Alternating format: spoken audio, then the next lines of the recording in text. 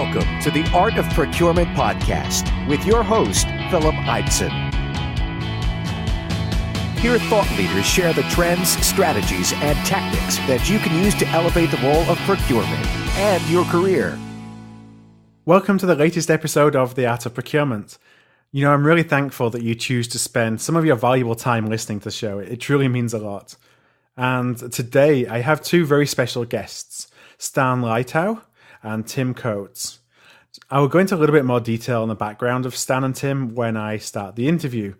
But as a teaser, Stan is the Vice President of Corporate Citizenship and Corporate Affairs at IBM, as well as being the President of the IBM Foundation.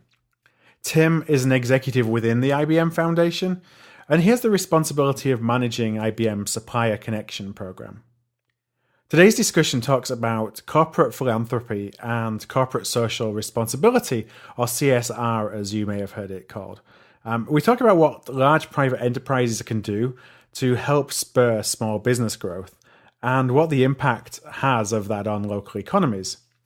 We talk about why this is important and some of the challenges that big businesses face in working with smaller companies, but also some of the benefits that they can get from doing this, including increased access to innovative products and services, for example. Finally, we'll talk about the role that procurement specifically can play in helping facilitate partnerships between large and small companies. Before we do go into the show, I just wanted to let you know that, in a recent Art of Procurement Friday show, I gave an overview of a number of questions that you can ask to help determine the health of your supplier engagements and your supplier contracts. I've now had the opportunity to consolidate that show into a short report, and it's really a checklist that, appropriately enough, is called the 14 questions to ask to determine the longevity of your supplier engagement.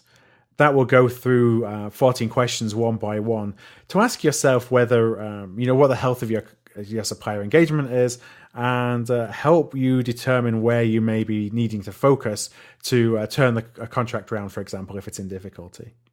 So the report is available to download right now. You can do so by visiting artofprocurement.com/14 questions. That's artofprocurement.com/14 questions. All right, well, let's roll the tape.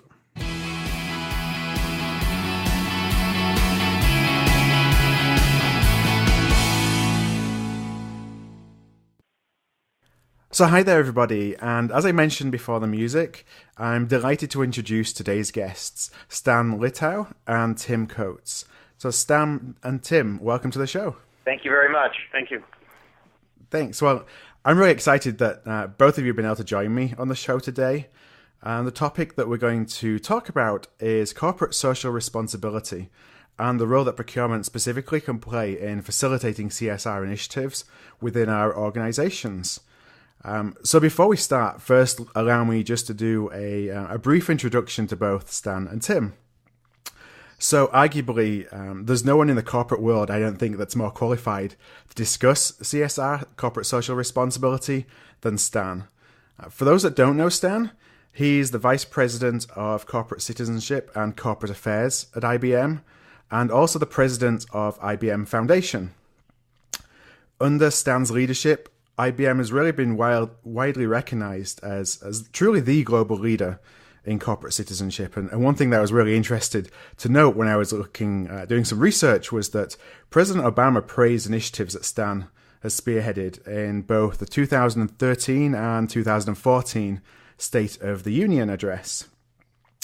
It's been pretty hard to kind of summarize Stan's background in a few bullet points. So let me just add that Stan was twice voted CEO of the Year by Corporate Social Responsibility magazine, and has been recognized by the Anne Frank Center, the Martin Luther King Jr. Commission, and a number of other philanthropic organizations for his commitment to service and leadership. So Tim Coates is also a leader in the CSR field, and Tim leads a number of corporate citizenship initiatives on behalf of IBM. A large area of Tim's work is in facilitating commerce between both large and small organizations.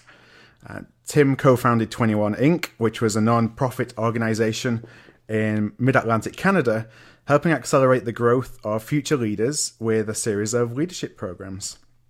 Another interesting part of Tim's background is that he served as an adjunct professor for public finance at St. Thomas University, and of entrepreneurship and public policy at the University of New Brunswick. So that's quite some backgrounds. And I really have the same question for both of you, and because both of your backgrounds were in public service and non-profits before jumping into the corporate world. So, Stan, first, what really appealed to you to make the jump from public service to the private sector, and then specifically to IBM? Well, I started my career in government working for the mayor, and then founded a think tank in the not-for-profit world in New York, and then went back into government as Deputy Chancellor of Schools in New York City. So my experience was more in the public and the not-for-profit sector, and when our former CEO, Lou Gerstner, took over the IBM company, he had a very strong interest in education and in corporate responsibility, and he recruited me from the public sector to come to IBM. I hadn't really thought about a private sector career or an opportunity in the private sector until that time, but the opportunity to work cross-sector on problem solving really appealed to me, and over the years it's really provided me an opportunity not just to be in the corporate world, but to figure out how corporate activities, not-for-profit activities, and work in the public sector can combine their resources and their strengths to make an impact on societal problems. And did it feel like a different world when you made that jump? Well, look, every opportunity that I've had in my career has been somewhat different. Running, the New York City public schools is very different from almost anything you could imagine. Right. But, I think that large organizations, whether they're public or private, have some similarities in terms of, size, bureaucracy, et cetera. But I think you have a strength if you've had a broader set of experiences, and especially in the area of citizenship, where you can't be successful unless you really understand public policy issues and understand the role of civil society. So I would say that it was no question about it different, but the transition for me wasn't as difficult as some might have imagined. That makes sense. And Tim, what made you make the leap into private sector? Well, so up until that point, I had a set of experiences in the public sector and also nonprofit. And I think similar to Stan, you probably, when you spend time in those sectors, you spend a lot of time working with the private sector, seeing the capacity the private sector has to solve difficult problems. And so IBM sits at that nexus point in this really fascinating way. It is, even the work that IBM does in technology, the more that the world becomes digital, the more that it becomes connected, the more it's going to need the type of solutions IBM offers. So to be able to kind of join a department that stands built up to think about public issues and do it with a private sector mentality was a very appealing option. And we talk a lot about corporate social responsibility and procurement, and it's something that I think, as I mentioned before, it's talked of, but not necessarily well understood. It also can mean very different things to different people, I think, based on their own context and maybe the context of their organization and where they live and maybe what some of the local challenges are. So I'm interested if Stan, you could just take a couple of minutes to explain how you view CSR. What does it include, and kind of what's the responsibility in your mind of a corporation? Well, I see corporate responsibility as at the intersection between business strategy and societal involvement or engagement, and that the behavior of a company has a lot to do with its success as a business, but also its broader success in the community, which I see as being directly connected to its business success. So obviously what used to be called, just philanthropy has been broadened in a range of community collaborations and partnerships to make a difference in education or economic development or social services or healthcare or the environment. But also companies have a big role to play in terms of their supply chain practices, especially large global companies, their activities in the environment, their labor practices, the broadest possible impact that a company can have on society. And, that can be expressed in a variety of different ways. In a historical context, back in, the 1950s, IBM opened the first integrated manufacturing plant below the Mason-Dixon line in the U.S. Right. Point,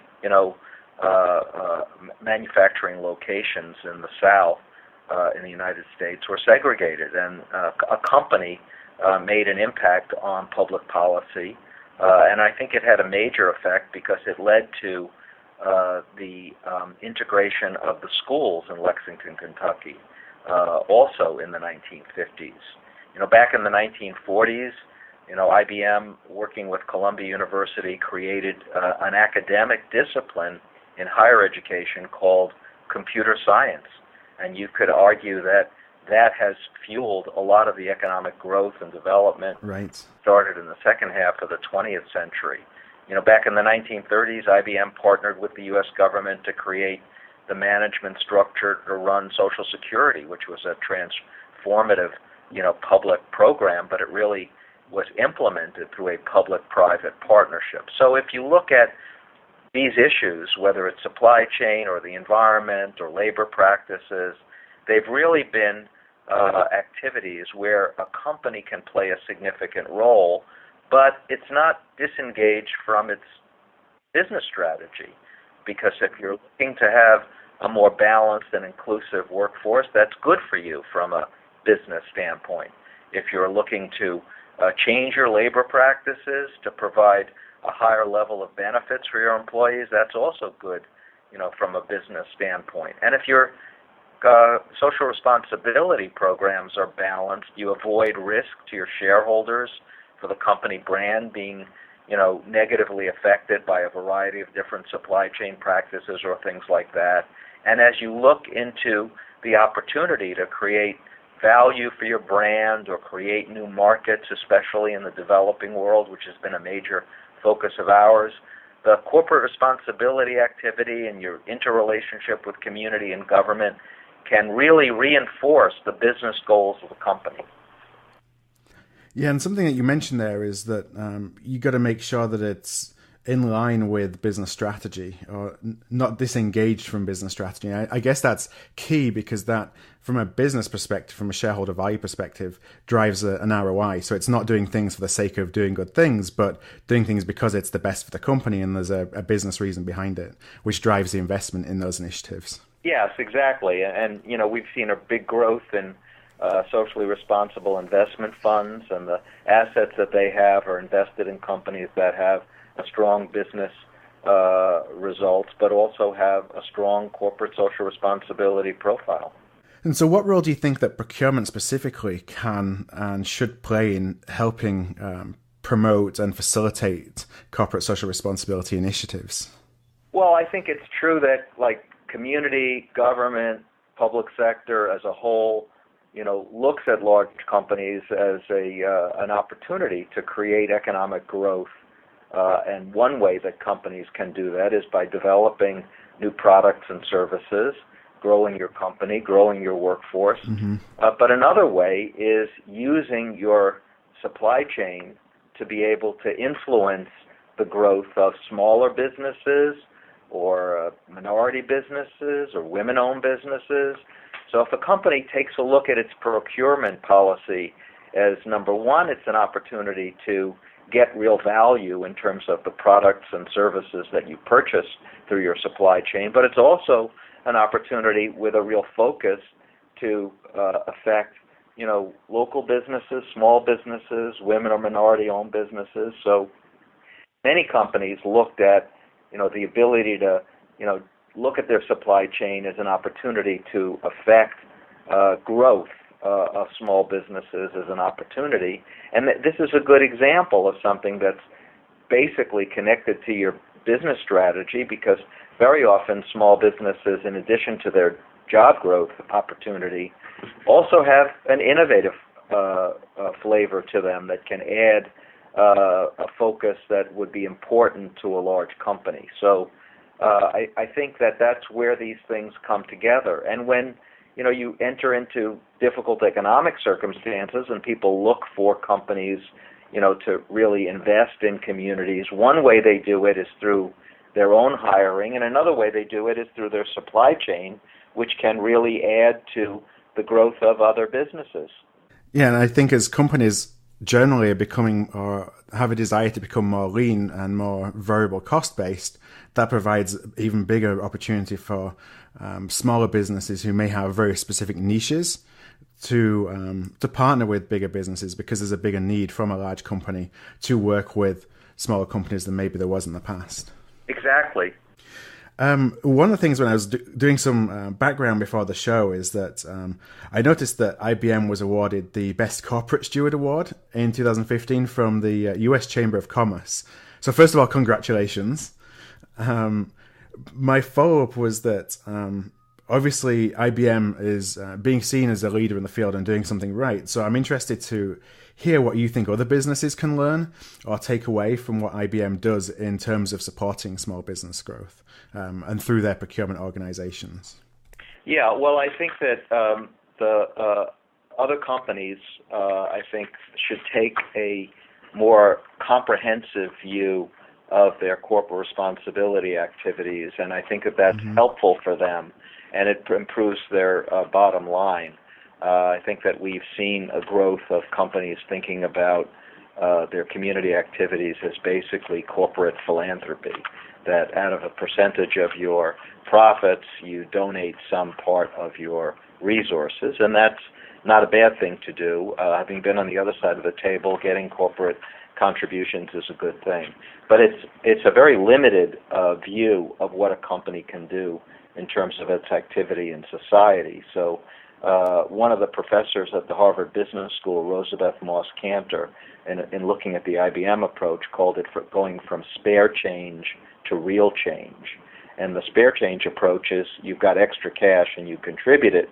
The real change approach is that you look at a problem that could have an impact on society but also have a positive effect on the business. So I would say, by companies looking at their supply chain practices, they can generate a significant amount of opportunity and growth for small businesses or women and minority-owned businesses by focusing their supply chain spending in a way that produces a multiplier kind of effect. So, for example, one of the things that I think directly get at this problem is, after the U.S. was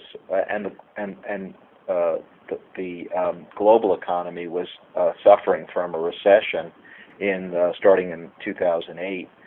There was a real focus on what could large companies do. And we looked at our hiring practices, we looked at our growth opportunities, and we really figured out that our supply chain spending, which was at about $40 billion a year, created a real opportunity to create growth in the small business sector and use it as an opportunity to develop jobs and economic growth. The research done by Center for an Urban Future, for example, demonstrated that when small businesses got a contract with a large company, at the end of only 2 years, they significantly grew their business. They increased their workforce. So that presented a real opportunity. And then we realized that it was one thing to have IBM spending a little bit more of its supply chain on small businesses, but what real opportunity would be is if you could create some kind of one-stop shopping where a small business could go on a free site, could learn how to register, qualify themselves, and then become an instant supplier to a variety of different companies that would agree to be part of a shared process. And that was the creation of what we call Supplier Connection, which we initiated about 5 years ago and has now grown substantially since that point, with many large businesses validating small business suppliers on that site, and many small companies getting supply chain contracts with a multiple of large companies and generating some fair amount of job growth. So I actually was really interested to talk about Supplier Connection, and could you just give a little bit more of an explanation of what Supplier Connection is and how does it work? And then I'm interested to know, was that an internal IBM program that you then took to took out into industry and out into commerce, or was it something that built on things that you put in place at IBM and then figured, maybe there's a bigger need for this, let's build a specific program for it? Well, we started out, we've had conversations with the president at the White House about what could large companies do. We came back to try to think about what were the various opportunities that you could use the economic engine of a company's supply chain to be able to create growth. And we did a little analysis, not just internally at IBM with our procurement and our CIO organizations, but also with a variety of different local development corporations, consortia of local development corporations, small business associations, think tanks. And we realized that the barrier for small businesses getting into the supply chain of large companies was that it was incredibly time-consuming and difficult for a small company to go through that process. Companies are interested in the best quality products and services, but a small business might be tied up in extensive amount of work figuring out how to become a qualified supplier to a large company. And that's where we came up with the notion that what if you could do a one-stop shopping site where a company could validate itself once and then open up multiple of opportunities across a variety of different large companies. And that was really the genesis and idea of Supplier Connection. And through our citizenship resources, we were willing to essentially fund the creation of this independent site. Part of the reason why many companies just do checkbook philanthropy is you get a tax deduction for your cash donations. You don't really get a tax deduction for the donation of goods or services. But we felt in this instance we could do something where we would actually do the professional work, the business process consulting on a pro bono basis, create this independent site. It might cost us, from a philanthropic standpoint, several $1 million to create, but we felt that the benefit to small businesses would be significant. We also felt that there would be a benefit to large businesses by buying into this process. So we brought together all these stakeholders. We created this idea of a Supplier Connection site, and then over time, since we launched it in 2011 with only 6 companies, today we have 31 large companies, including AT&T, Merck, Lockheed Martin, Facebook, Pitney Bowes, and others.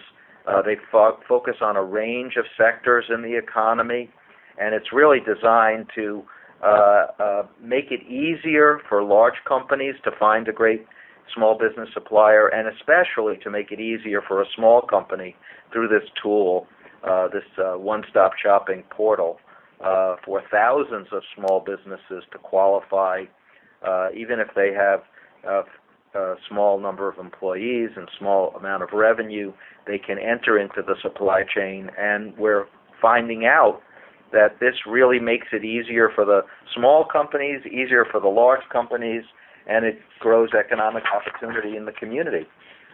So we've now facilitated more than $2 billion in supply chain spending with small businesses using this opportunity across this Supplier Connection site, and it can only grow. IBM has seen benefit in new small businesses that we've contracted with. The same is true of a lot of other large companies, and we really think the growth potential is significant. It doesn't stop with 31 large companies. You expand it and many, many more small businesses, and it's free to both the large companies and small businesses. So there's not a lot of barrier to the growth of Supplier Connection. So I have a couple of follow-up questions there, and thank you for taking me kind of through the background on what Supplier Connection is. First of all, I was just interested is it limited to a certain category of spend? Is it commodity-based items, or can you pretty much find suppliers or service providers who do anything through Supplier Connection? I think that it doesn't have all the supply chain opportunities that it could ultimately have, but it's pretty broad in terms of what a company could do and what you could find somebody. So, for example, we found a company with a contract with IBM that provides transportation services, Mosaic Global Transportation. As a matter of fact, when we were invited to the White House, I went to that activity, and I brought the guy who's the founder and CEO of that company along with me. And he's grown his company to get the number of employees up from about 20 to about 40. He expanded into new markets, Los Angeles and New York City. He's won contracts with at least 6 other Supplier Connection buying members. And that's a way where you can demonstrate, here's a small business. It had growth. It went into new markets. It has a workforce that's overwhelmingly minority. And that's a real positive example of success. If you multiply that over hundreds or thousands of other small businesses, and you see the real opportunity. The thing that we don't accept pizza stores because corporations don't buy from pizza stores. So we're really looking only for small businesses that sell stuff that the existing partners are looking to buy. Mm-hmm. And so we have 8 categories of goods and services, which are pretty broad, and we accept all companies in those categories. So that includes IT services, marketing, logistics, heavy manufacturing. And so that includes a lot of companies that can grow and scale and add a lot of well-paying jobs. Right. And those are the types of things that corporations buy. What do you consider to be a small business? Well, we think of a small business, everybody's got a different, way of categorizing small business. But, we start off with less than $50 million in revenue. Mm-hmm. But if you use the example of this, transportation company with 20 employees, obviously it was much, much smaller. Right. Definition at IBM is, less than 500 employees, but many of the companies that we're working with have, employees in the dozens or even less. And so I think one of the founding companies of, or founding partners with IBM on Supplier Connection was Pfizer, who was a company that I used to work for. Yes.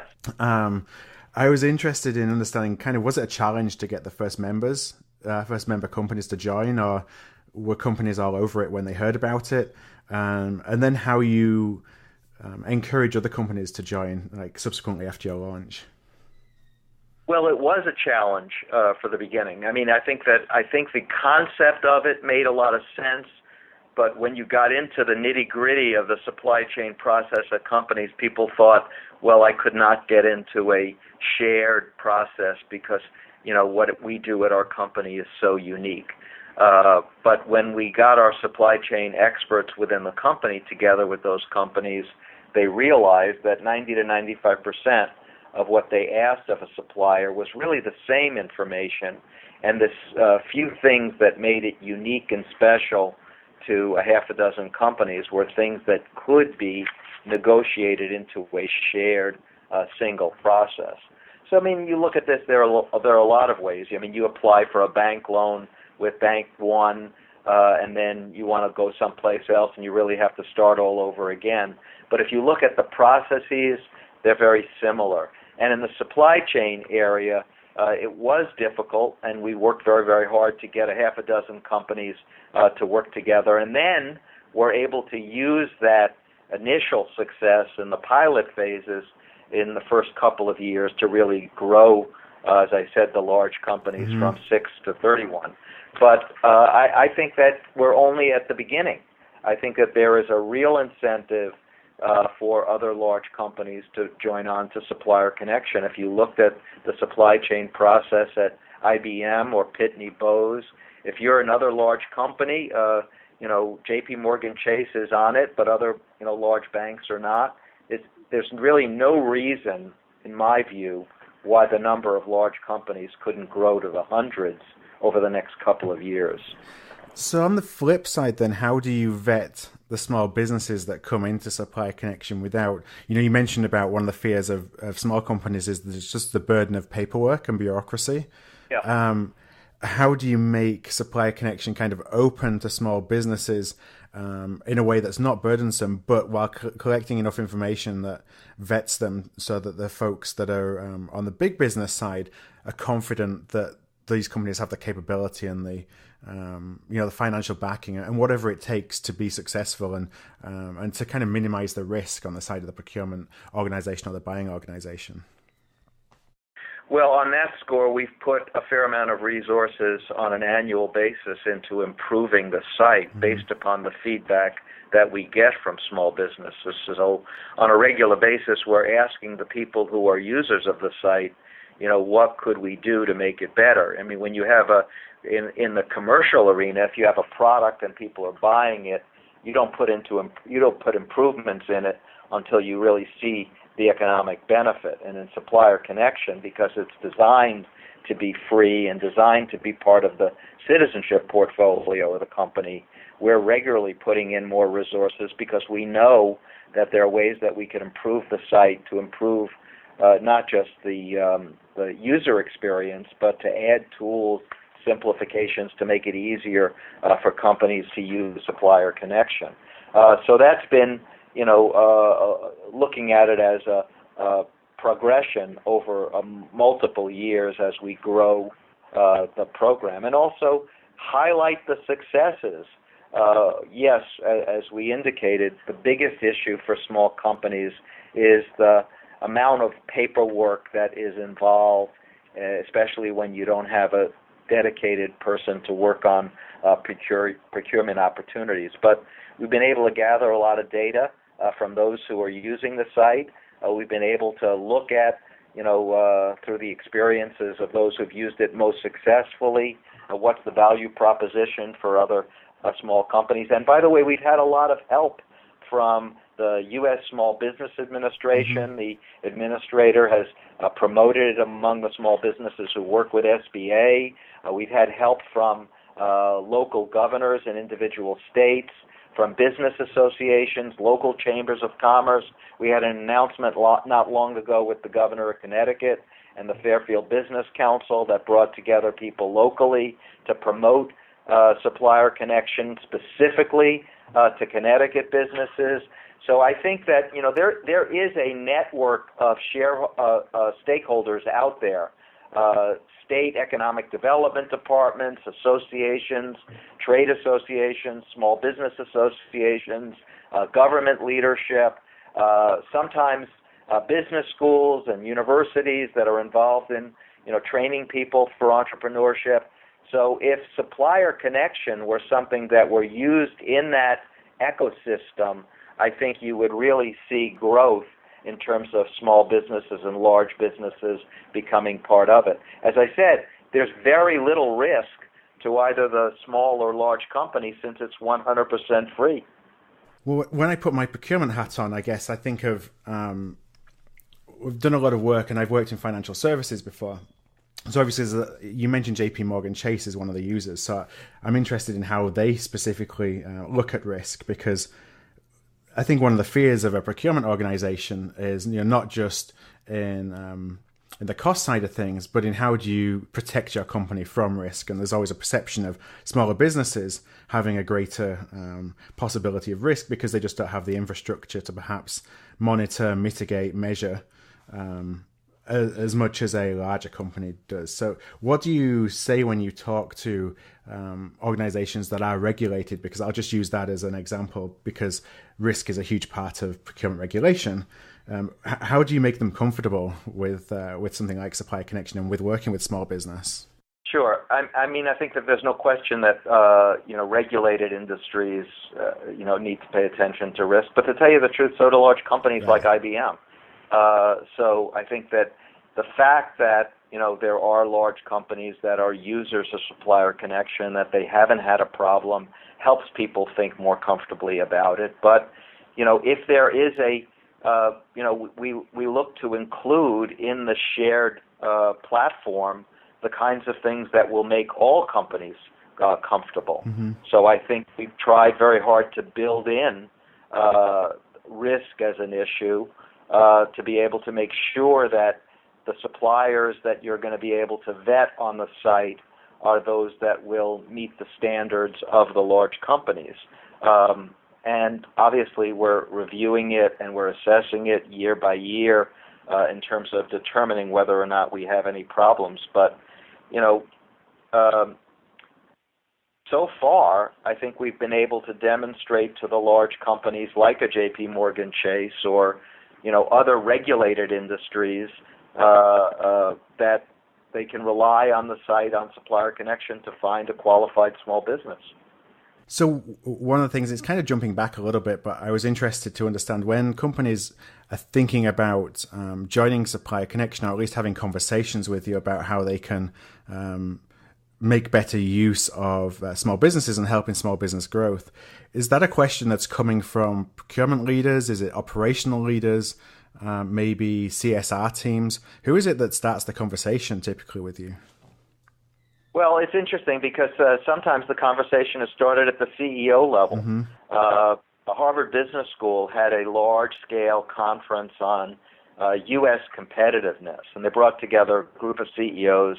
And our CEO at the time, Ginny Rometty, talked about Supplier Connection as a way to increase U.S. competitiveness. And a number of the CEOs who were there followed up with us, and that led to many of the large companies coming on board. So sometimes the conversation can be CEO to CEO. When we had the White House event with President Obama, where he brought together a variety of different large companies to talk about creative and innovative ways to grow small business, he was particularly engaged with the idea of Supplier Connection, and that also led to a number of large companies coming on board. So sometimes, within the context of large companies, it happens top down, right, from the CEO of the company or through the advocacy of a president or a governor or a mayor. But yes, sometimes it comes from the bottom level up, and we've been very aggressive. Tim Coates on my team has been talking to people at the local level, both public officials, elected officials, state economic development offices, and local chambers of commerce to try to generate more interest. But sometimes even if it's a really good idea, you've got to be able to work at it top down, bottom up, in every way possible to grow the interest and the involvement on the site. Mm-hmm. So Phil, one of the things that we found is the more that a procurement organization is connected within their own company, the more they're connected to their community affairs, to their citizenship group, to their business teams, the more they see the value of Supplier Connection. And that's because it doesn't hit just on a single niche value prop. It really is about community. It's about business operations. It's about their supply chain and sourcing strategies. And so often we find when we're at the initial buyer conversation, they're very focused on just buying their stuff. And so we need to elevate the conversation to a senior level, and then they are able to see how this platform can really help them accomplish multiple goals. So one of those goals I'm interested in exploring is innovation. A lot of large companies, maybe, they invest in obviously building new innovative products, but there's maybe more of a fear that can cannibalize their existing business, or that it has a short-term impact in what might be a long-term advantage. So they're maybe a little bit hesitant to bring more innovation to market, whereas small companies, that's kind of the lifeblood. That's why a lot of small companies were even set up in the first place, was on the founder's belief in a certain new innovation or a new way of doing business. Yeah. No, I think definitely. I think that, people have sometimes, large companies have, split off a particular amount of money in their supply chain and said, okay, we're going to focus and target this on women and minority-owned business. That's not a bad thing. That's a good thing. Mm-hmm. But looking at your total spend and see how you could, do it more in a holistic kind of way rather than just a small segmented way. And I think, the argument is that, you really have the opportunity to find a more innovative and creative supplier that might be able to not just deliver a higher quality of service, but do it in a way that really, provides innovation into what you're doing. Right. So there's a real onus there on the small business itself to showcase themselves. And so this is one of the things that we hear a lot from the corporations is they have travel budgets being cut. They're a lot more reliant upon portals to find companies and to do that assessment. And so the ability for these smaller minority companies to showcase their innovation capabilities is really important. And often what we find is they're really not yet able to succinctly talk about why they deserve a contract. And so there is a lot of work that's needed on that end. And do you help them and coach them in that, or provide, whether it's training or whether it's guidance to enable them to basically undertake commerce with big companies because they're just not used to going after working with a procurement department or working with multiple layers of decision makers? Do you help small businesses with that? Yeah, we do. And I think that the whole idea of working more in collaboration with small business associations, local chambers of commerce, state economic development departments, and others is to get their help in reaching out to the small businesses. So, we can do it, through a communications and marketing effort through IBM. On the other hand, what we do know is many of the small businesses who are seeking help, they seek it through the Small Business Administration. They seek it through their business associations, trade association groups. Very often they get their assistance from a local, chamber of commerce.